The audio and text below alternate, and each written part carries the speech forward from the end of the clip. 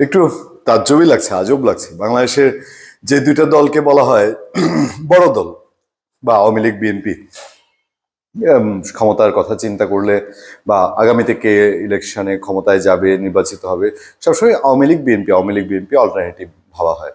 ইদানিং কিছু কিছু জামাত ইসলামের কথা আসে, কিন্তু সেটাও যে একেবারে জামাত ক্ষমতায় যাবেই, যেমন আওয়ামী লীগ বিএনপির কথা বলা যায় যে হ্যাঁ ইলেকশন হলে আওয়ামী লীগ অথবা বিএনপি, সেক্ষেত্রে এখনো জামাত ইসলামী অতটুকু জায়গায় গেছে কিনা। সে তার চেয়ে বড় আমাদের আলোচনার টপিক হলো এই দুই দলই কিভাবে কিভাবে যেন ভারতের মুখাপেক্ষী কি, বা ভারত তার নিজের প্রয়োজনে এক সময় কি আওয়ামী লীগকে কাছে টানে, একবার বিএনপিকে কাছে টানে। গত 12, 14, 15 বছর, 16, 17 বছর আওয়ামী লীগকে একেবারে চোখ বন্ধ করে সাপোর্ট দিয়েছে। আবার বলা হয় 2001 সালে অটল বিহারী বাজপেয়ী সরকার তারা বিএনপিকে সাইড দিয়েছিল, বা আওয়ামী লীগের সঙ্গে ডিলিং এ একটু প্রবলেম ছিল বলেই তারা বিএনপিকে বেছে নিয়েছিল তাদের পার্শ্ববর্তী দেশের, তাদের চুজের জায়গা থেকে, মানে তাদের সমর্থনের জায়গা থেকে। জনগণের ভোটে উঠেছিল ধরে নিলাম, কিন্তু ভারতের একটা আগ্রহের ব্যাপার ছিল। গত কয়েকদিন ধরে দেখবেন যে পত্রপত্রিকায় রিপোর্ট এসেছিল যে আওয়ামী লীগের নেতাকর্মীরা, বিবিসি রিপোর্ট করেছে, বসেই আছে আল্লাহ কিছু একটা করে দিবে তাদেরকে, মানে আল্লাহ কিছু একটা করে দিবে অথবা ভারত তাদের জন্য কিছু একটা করে দিবে।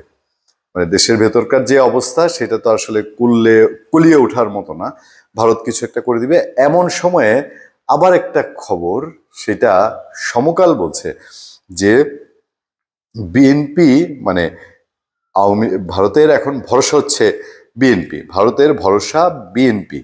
খবরটায় কি বলা হচ্ছে, দৃশ্যপটের বাইরে আওয়ামী লীগ, মানে আওয়ামী লীগ দেওয়ার চেষ্টা করে খুব একটা লাভটা অদূর ভবিষ্যতে হবে না। জুলাই গণহত্যার অভিযোগে শিগগিরই ক্ষমতা রাজনীতিতে আসতে পারবে না দলটি। 7 মাসেও অন্তর্বর্তী সরকারের সঙ্গে সম্পর্ক স্বাভাবিক হয়নি। ইসলামপন্থী দল ও গণ অভ্যুত্থানে ছাত্র নেতৃত্বে নেমেছে কট্টর বিরোধিতায়। এমন অবস্থায় প্রতিবেশী ভারত বিপাকে পড়েছে। তবে সময় গড়ানোয় বাংলাদেশের পরিবর্তে দীর্ঘদিন আওয়ামী লীগের সঙ্গে সম্পর্ক রক্ষা করা দেশটি বাস্তবতা মেনে নিচ্ছে। আগামী দিনে বিএনপি ক্ষমতায় ধরে নিয়ে দলটিকে আস্থায় আনার চেষ্টা করছে দিল্লি। আগামীতে বিএনপির কাঁধে ভর করেই স্বস্তি খুঁজতে চাইছে তারা।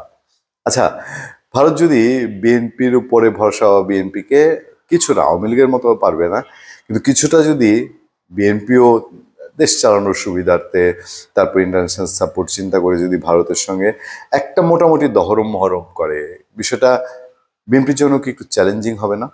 বিএনপির তৃণমূলের অনেক নেতাকর্মী এখনো কিন্তু এটা বলেন যে বিএনপি যদি আওয়ামী লীগের মতো, কেন আওয়ামী লীগের কাছাকাছি কিছু ভারত তোষণ করে বা ভারতের সঙ্গে কোনো একটা নেগোসিয়েশনে যায়, তাহলে কিন্তু আমরা এটা পছন্দ করব না। নিশ্চয়ই বিএনপির জন্য সেটা একটু টাফ। কূটনৈতিক সূত্রে এসব তথ্য জানা গেছে। অবশ্য গত জানুয়ারিতে ভারতের আর্মি ডে উপলক্ষে সংবাদ সম্মেলন দেশটির সেনাপ্রধান জেনারেল উপেন্দ্র দ্বিবেদীও এমন ইঙ্গিত দেন, ঢাকা দিল্লির দ্বিপক্ষীয় সম্পর্ক স্বাভাবিক হবে বাংলাদেশের নির্বাচিত সরকারের সঙ্গে।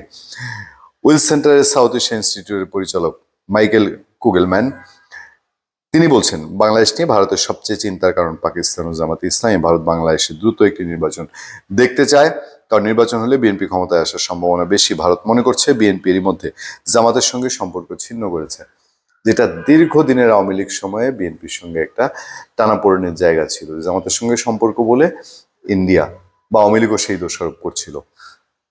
ভারত মনে করছে বিএনপি এর মধ্যে সম্পর্ক ছিল, ফলে নির্বাচিত সরকারের সঙ্গে যোগাযোগ ভারতকে স্বস্তি দেবে। গত জানুয়ারিতে বাংলাদেশের অ্যাট জিওপলিটিক্যাল ক্রসরোড শীর্ষক আলোচনায় এসব কথা বলেন কুগেলম্যান।